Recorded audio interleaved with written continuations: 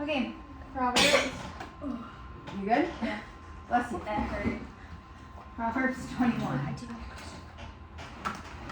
Stop starting your table. What are you talking about? It's pretty. Proverbs 21. I don't see any Bible stuff. What do you think? I don't know. 21. 21. Okay. I got my start verse. All right, Liz. Tell us what was your start verse. The Proverbs 21:7. The violence of the wicked will drive them away, for they refuse to do what is right. Okay. Orion. Mine was 21:8. The guilty walk a crooked path, the innocent travel a straight road. Mine says the way of the guilty is devious, but the conduct is of the innocent. Is that right? Devious. Say it. Devious. Devious. That's how you say that word. I did verse 21. Okay. Whoever pursues righteousness and unfailing love will find life, righteousness, and honor. I like that. I just finished the chapter, so number 14. What's it say? A gift given in secret soothes anger, and a bribe concealed with a cloak pacifies great wrath. Why'd you pick that one? Because I feel like it's telling us to be like more humble, and not be like, oh, here's a big strap and just like passive. So yeah, a gift given in secret averts anger. So we're not giving a gift to feed our own ego. But I like the second part of that verse. A concealed bribe brings strong wrath. So a lot of times when people are trying to bribe people to do something wrong, it's done in secret. So it's showing that it's not the gift that's actually the problem, it's the heart motive. Remember when we were watching, I think it was King of Kings, and the Pharisee guys are talking about like he does these things and he doesn't want credit? Who does that? And they're talking about Jesus. Oh, the bad guys and the thing? Mm-hmm. I don't think they're necessarily bad. I mean, they weren't very nice guys. There were people who fell to their own sins. They weren't good guys, but they weren't bad guys. There are people just like us who fell to their own sins. Technically, we're all bad guys because we all sin. Exactly. So remembering to have soft hearts for people who also make mistakes is very important. All right. Nobody picked today's key verse. Was anybody close? Who had 8? Me. I had 7. So 7 and 8. It's 9. I Proverbs- almost picked that one for my key verse. 21:9. It is better to live in a corner of the housetop than in a house shared with a quarrelsome wife. That's not what mine says. Mine says, it's better to live alone in the corner of an attic and with a quarrelsome wife in a lovely home. Mine Oh, says, you and me have the same version. Mine She's says reading better mine to now, live too. on a corner. Mine says better to live on a corner of the roof than share a house with a quarrelsome wife. Very good. She just has some quarrel, not all quarrel. Quarrelsome. No, it's like naggy. What is Get that that? hand. It's right up to my ankles. This verse is a double warning. And it's interesting because we have both at this table. So for Tobias, this verse is a warning for you to be careful when it comes to the character of the woman you marry. And girls, it's a warning to you to not be that quarrelsome wife, right? Now, of course, we are responsible for our own sins before God. But a wife has a lot of power to make or break her husband, mostly through our words. Genesis. An encouraging, kind, supportive wife can massively impact the entire atmosphere of her household for good, while a quarrelsome, negative wife can drive a husband to the rooftop. Ariel, will you read Proverbs 31? Elizabeth, we go to Ephesians. Toby, Proverbs 18, and Coraline, Proverbs 21. I'm at Ephesians. Hold on. I'm already Ariah, there. 31, 10 through 12. 19. Who can find a virtuous and capable wife? She is more precious than rubies. Her husband can trust her. She will greatly enrich his life. She brings him good, not harm, for all the days of her life. Elizabeth, Ephesians 5:33. However, each one of you also must love his wife as he loves himself, and the wife must respect her husband. Toby, 18:22. He who finds a wife finds what is good and receives favor from the Lord. And Coraline, 21:19. It's better to live alone in the desert than with a quarrelsome, complaining wife. That's very similar to our kingdoms. It is very similar to our key verse. Again, it's saying it's better to be in a place that is uncomfortable, undesirable, than to be in a place that is Evil. not evil or wicked, but that is filled with strife and fighting and discomfort. Do you think it would be comfortable to live on the corner of our roof? Yes. Yes. Why? It's cold. I want to know why she said yes. Oh, I thought you said. What do you think it'd be uncomfortable on our roof? Why did you say yes, Lizzie? I didn't. You said you did. I did. You did. Yeah. I did. She said, do you think it would be nice living on the corner of our roof? And you said, yes. No. That makes sense for her. She's the monkey. She wants to be on the roof. But, okay, so Raya, you said no. Why did you say no? Because it'd be uncomfortable and cold. It would be uncomfortable. It would be cold. What about today? Because What shingles happened are to your rainy. And windy. The You shingles might are fall off painful. the roof. The shingles are painful. You could fall off. Which yeah. is interesting because mine says the attic. Not Mine the also roof. says the attic. So your NLT is going to give you verbiage that matches things that are more easily understood. They didn't really Well, have and attics they back know then. they They had had the roof. the roof. They had a rooftop, kind of like we see in the show for David, when David goes Yeah. up on the roof. So even if we didn't think about our rooftop, let's think about David's. rooftops in Israel. It'd probably be cold. It'd still be cold. You would still be exposed to the weather. Probably bring a blanket. Unless you're so cool, yeah, you can hide in a basket. But if he was still open, if it had rained or you hear all of the things around you, you'd be cold. So thinking about all of those things, this is pretty strong language. It's better to live up there on the corner than to be with a quarrelsome wife.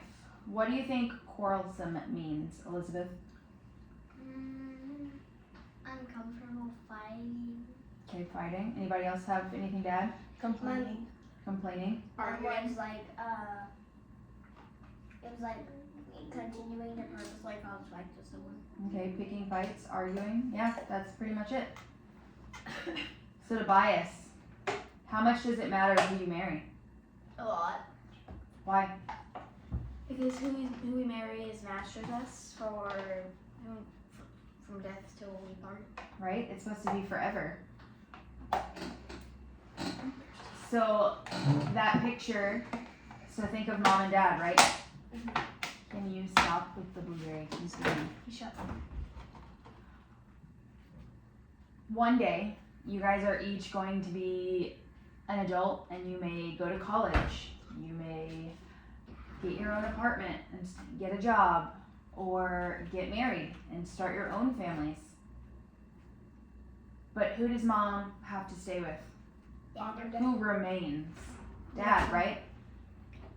So who you choose as your life partner, as your spouse, is the person that remains even after children. Yes, you should want and trust that person to raise children with. But it shouldn't just be, oh, they'll be a good father, oh, she'd be a good mother. Because when that job is done of parenting, our marriage still has to stand strong. So girls, how important do you think it is to work on being kind and not quarrelsome? Very. Mainly because he does repeat it over and over too. We see that a lot, right? So if God's repeating it, that's something for us to take note of. That's instruction to us. So it's important for Tobias to be intentional when he is in the courting phase to be looking to see how that female, how that woman treats other people. Is she constantly picking fights? Is she constantly looking for that type of interaction? Because that's not necessarily a great trait, right?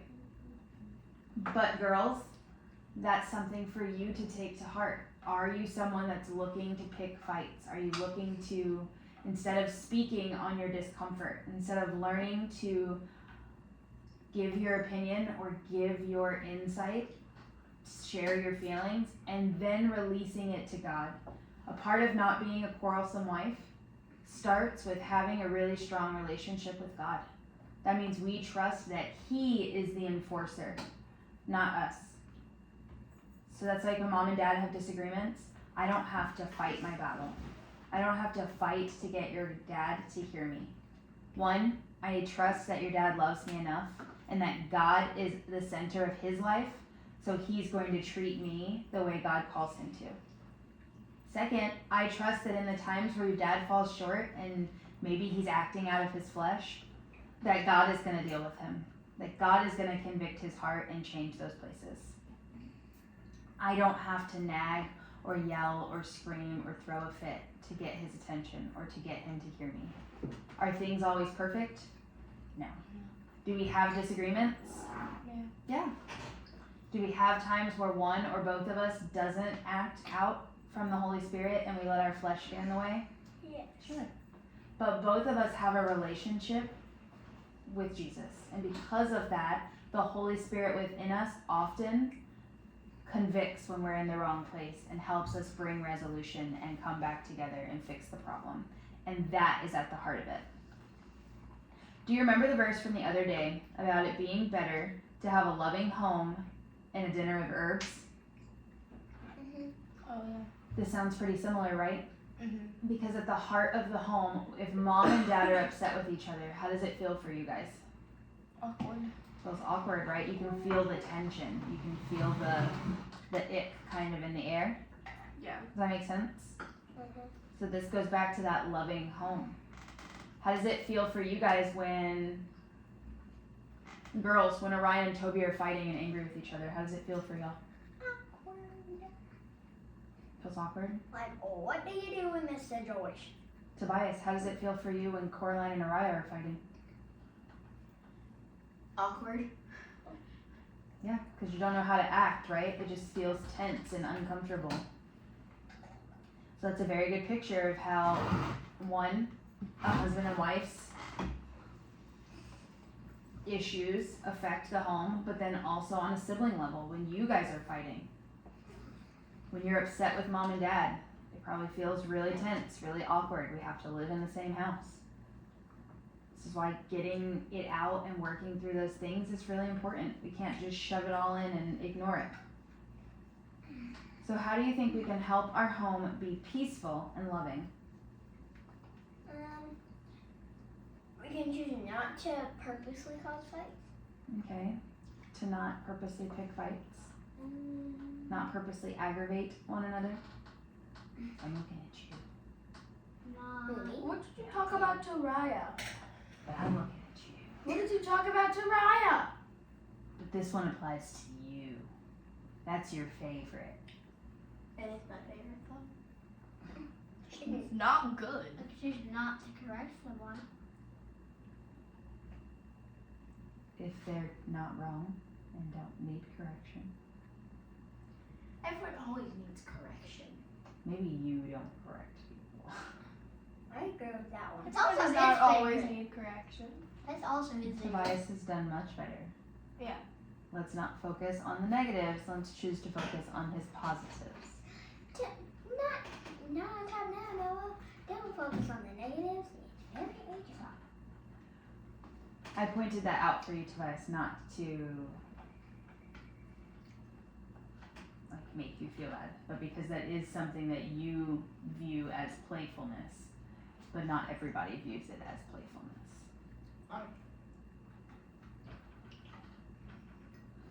Do you remember back in Proverbs 5, what were the 2 most important decisions that you'll ever make in your life? What's number 1? Choosing to follow Christ Choosing to follow Christ. And what's number 2? until you're married. Toby's fast. and who you marry. This verse shows us why. No one wants to live on a rooftop, but they would rather do that than be miserable in a home that makes them feel like that's the only option. Peace and love in our home are some of the biggest blessings. And they will be a blessing to you guys, not just now, but also in the future. When we have family get-togethers or holidays and you guys feel the want to come home, you will see a stark difference in those who didn't grow up in a home where family was prioritized. I can't tell you how many people I know dread having to go home for the holidays. They dread that idea, or they just don't do it. Who don't have relationships with their siblings, with their nieces and nephews, with their parents, because that was not prioritized, or because relationship was fractured and a resolution and healing was never sought after. That's not the goal that your dad and I have for our family. That's why we put so much pressure, so much weight in working through our problems when they happen. Empowering you guys to speak on your emotions, giving you guys verbiage to speak onto those things, teaching you guys how to understand your specific communication styles, some of those intricate wiring pieces that God has placed within you that's beautiful, but it still needs to be molded, right? So Elizabeth, what's one thing this week that you can do to help create peace and love in our home?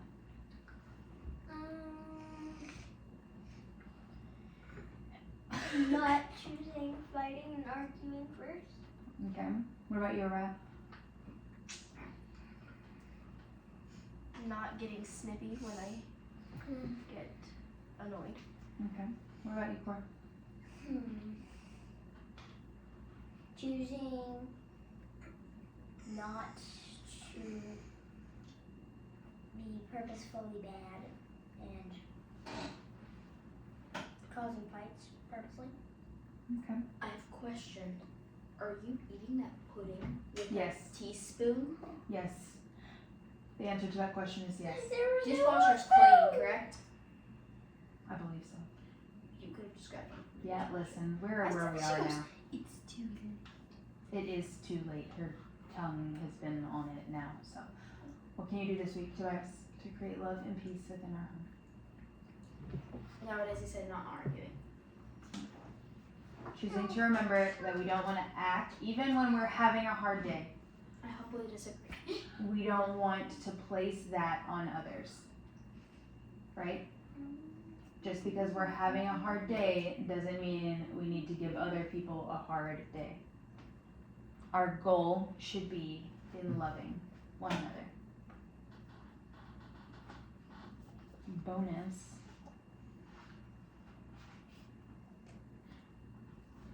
Never mind. We won't do that.